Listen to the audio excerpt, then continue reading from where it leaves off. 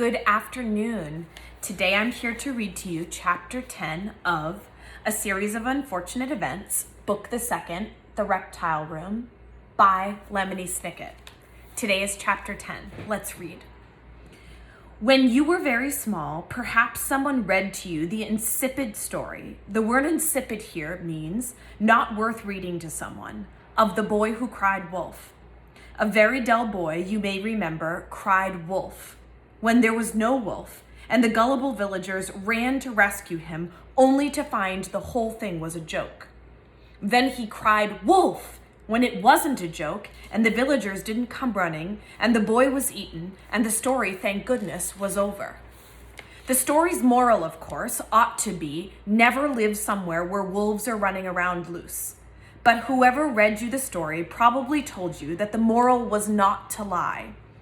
This is an absurd moral, for you and I both know that sometimes not only is it good to lie, it is necessary to lie. For example, it was perfectly appropriate, after Violet left the reptile room, for Sunny to crawl over to the cage that held the incredibly deadly viper, unlatch the cage, and begin screaming as loudly as she could, even though nothing was really wrong. There is another story concerning wolves that somebody has probably read to you, which is just as absurd. I am talking about Little Red Riding Hood, an extremely unpleasant little girl who, like the boy who cried wolf, insisted on intruding on the territory of dangerous animals. You will recall that the wolf, after being treated very rudely by Little Red Riding Hood, ate the little girl's grandmother and put on her clothing as a disguise. It is this aspect of the story that is the most ridiculous, because one would think that even a girl as dim-witted as Little Red Riding Hood could tell in an instant the difference between her grandmother and a wolf dressed in a nightgown and fuzzy slippers. If you know somebody very well, like your grandmother or your baby sister, you will know when they are real and when they are fake. This is why, as Sunny began to scream, Violet and Klaus could tell immediately that her scream was absolutely fake. That scream is absolutely fake, Klaus said to himself from the other end of the reptile room. That scream is absolutely fake, Violet said to herself from the stairs as she went up to her room. My Lord, something is terribly wrong, Mr. Poe said to himself from the kitchen where he was talking on the phone. Goodbye, he said into the receiver, hung up and ran out of the kitchen to see what the matter was. What's the matter, Mr. Poe asked Stefano and Dr. Lucafont, who had finished unloading the suitcases and were entering the house. I heard some screams coming from the reptile room. I'm sure it's nothing, Stefano said. You know how children are, Dr. Lucafont said. We can't have another tragedy on our hands, Mr. Poe said, and rushed to the enormous door of the reptile room. Children, children! In here, Klaus cried. Come quickly. His voice was rough and low, and anyone who didn't know Klaus would think he was very frightened. If you did know Klaus, however, you would know that when he was very frightened, his voice became tense and squeaky, as it did when he discovered Uncle Monty's body. His voice became rough and low when he was trying not to laugh. It is a very good thing that Klaus managed not to laugh, as Mr. Poe, Stefano, and Dr. Lucafont came into the reptile room. It would have spoiled everything. Sunny was lying down on the marble floor, her tiny arms and legs waving wildly, as if she were trying to swim. Her facial expression was what made Klaus want to chuckle. Sunny's mouth was wide open, showing her 4 sharp teeth, and her eyes were blinking rapidly. She was trying to appear to be very frightened, and if you didn't know Sunny, it would have seemed genuine. But Klaus did know Sunny, and knew that when she was very frightened, her face grew all puckered and silent, as it did when Stefano had threatened to cut off one of her toes. To anyone but Klaus, Sunny looked as if she were very frightened, particularly because of who she was with. For wrapped around Sunny's small body was a snake, as dark as a coal mine and as thick as a sewer pipe. It was looking at Sunny with shiny green eyes, and its mouth was open as if it were about to bite her. The incredibly deadly viper, Klaus cried. It's going to bite her, Klaus screamed, and Sunny opened her mouth and eyes even wider to seem even more scared. Dr. Lucafont's mouth opened too, and Klaus saw him start to say something, but he was unable to find words. Stefano, who of course could not have cared less about Sunny's well-being, at least looked surprised, but it was Mr. Poe who absolutely panicked. There are two basic types of panicking: standing still and not saying a word, and leaping all over the place, babbling anything that comes into your head. Mr. Poe was the leaping and babbling kind. Klaus and Sunny had never seen the banker move so quickly or talk in such a high-pitched voice. "Goodness," he cried.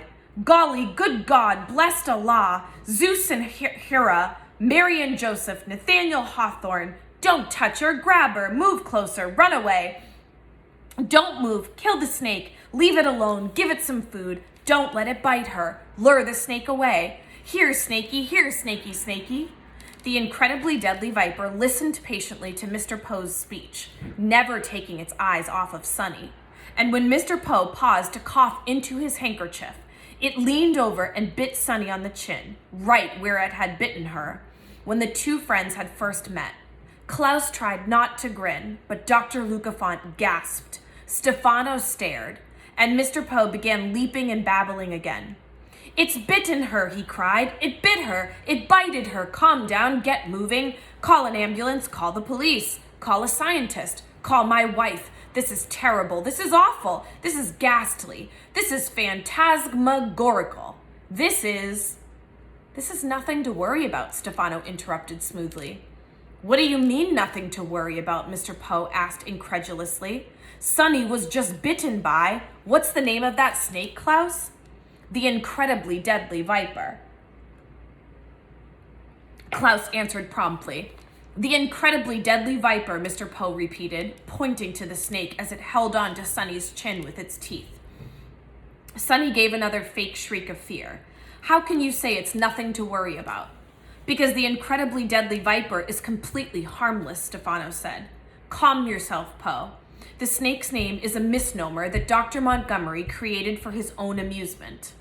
"Are you sure?" Mr. Poe asked. His voice got a little lower, and he moved a bit more slowly as he began to calm down. "Of course I'm sure," Stefano said, and Klaus recognized a look on his face he remembered from living at Count Olaf's.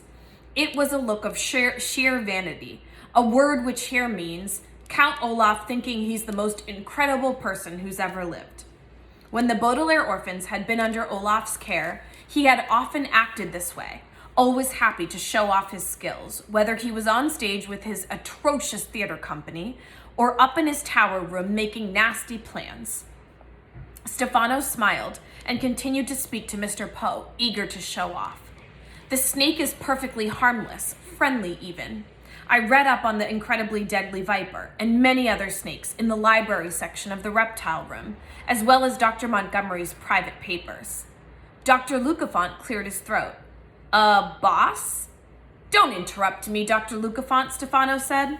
"I studied books on all the major species. I looked carefully at sketches and charts. I took careful notes and looked at them over each night before I went to sleep.